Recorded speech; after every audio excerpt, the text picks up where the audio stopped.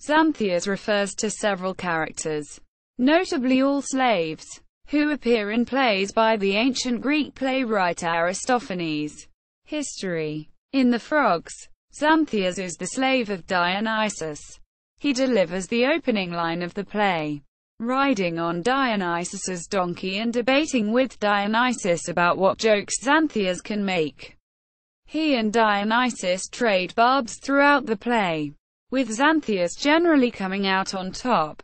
When they cross the Acheron, Xanthias is forced to carry the luggage around the lake because he was unable to participate in the Battle of Arginusae, allegedly due to pink eye. In the underworld, Xanthias is forced by Dionysus to trade attire 3 times, to comedic effect. When Dionysus is dressed as Heracles, he is threatened by Aeacus, the hostess, and an ornery maid, while Xanthias as Heracles is welcomed joyfully by a nice maid.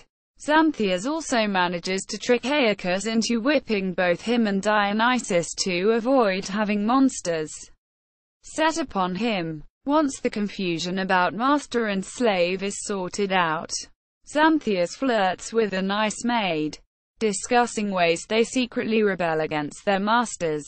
Importance. Xanthias of the Frogs defies the convention of slaves introduced in earlier works by Aristophanes.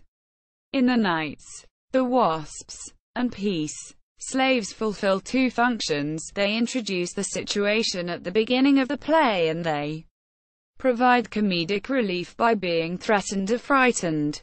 However, in The Frogs, Xanthias begins by debating with his master about what kind of joke he can tell to initiate the play. Aristophanes uses their banter to blast the low level of humor used by contemporaries, referencing Phrynichus, Lyces, and Ameipsias.